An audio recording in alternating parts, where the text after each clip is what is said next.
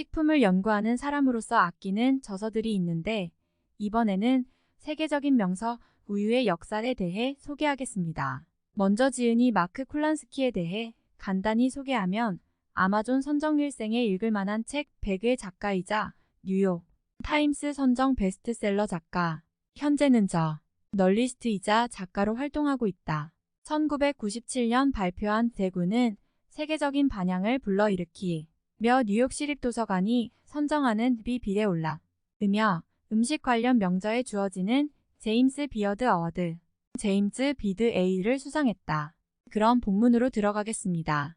우유에 관한 한 가지 커다란 오해는 우유를 못 마시는 사람들에게 뭔가 문제가 있다는 인식이다. 하지만 사실 우유를 마실 수 있는 상태가 정상이 아니다. 유럽인 대부분이 우유를 마실 수 있고 일부 지역에서는 유당불내증이라는 질환 때문에 포기하고 사는 경향이 있다. 하지만 유당불내증은 모든 포유류의 자연 상태다. 인간은 확실히 기본적인 자연 법칙을 무시하고 이유기가 지나서도 젖을 먹는 유일한 포유동물이다. 자연에 사는 대부분의 포유동물 새끼는 신체적으로 먹이를 소화할 준비가 되면 유전자가 개입해 우유 소화 능력을 차단한다. 우유의 당분인 락토오스는 유전적으로 통제를 받는 락타아제, 즉 유당분 해효소라는 효소가 장내에 있을 때만 소화가 가능하다. 인간은 대부분 락타아제를 가지고 태어난다. 그게 없는 아기는 모유를 먹을 수 없다. 하지만 아기가 어느 정도 자라면 유전자가 락타아제 생산을 중단시켜 더 이상 우유를 섭취할 수 없게 된다. 그런데 중동, 북아프리카, 인도 아대륙 사람들뿐 아니라 유럽인들에게까지 몸에 무언가 문제가 생겼다. 특정 유전자가 결핍되어 락타아제 생산이 멈추지 않아 성인이 되어서도 우유를 마실 수 있게 된 것이다.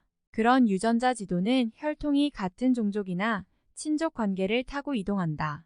그래서 대부분의 아프리카 흑인들은 유당불내증이 있지만 목축을 주로 하는 마사이족은 유당불내증이 없다. 유당불내증이 있는 사람들로 구성된 문화에는 유제품이 없는 경향이 있다. 하지만 마사이족처럼 낙농 문화를 채택한 사회에는 사람들에게 우유를 소화하는 능력이 남아있다. 초기 유럽인들에게는 낙농 문화가 있었고 락토스 내성이 있었다. 그렇다고 락토스 내성이 전적으로 기후와 관련된 것은 아니다. 파타고니아부터 알래스카까지 상상할 수 있는 모든 기후가 나타나는 두 개의 대륙에 넓게 퍼져 살았던 아메리카 원주민들은 유당불내증이 있었기 때문이다. 우유를 단순히 또 다른 음식쯤으로 생각하는 것은 우리가 사는 은하계를 무시하는 처사다. 비유적으로 하는 얘기가 아니라 문자 그대로 그렇다. 우리 은하 갤럭시는 은하수 밀키웨이라는 별칭이 있는데 은하계를 뜻하는 영어의 갤럭시 연하, 우유기를 뜻하는 밀키웨이 밀키유 둘 다 우유를 뜻하는 그리스어 갈라에서 파생되었다. 그리스 신화에 따르면 은하수는 그리스의 여신 헤라가 헤라클레스에게 젖을 물리는 동안 흘린 우유로 만들어졌다. 우유 방울 하나하나가 한 점의 빛이 되고 별이 되었다. 오늘날 천문학자들이 은하계에 4영억 개의 별이 있다고 추정하는 걸 생각해보면 헤라는 엄청난 양의 우유를 흘렸던 게 틀림없다.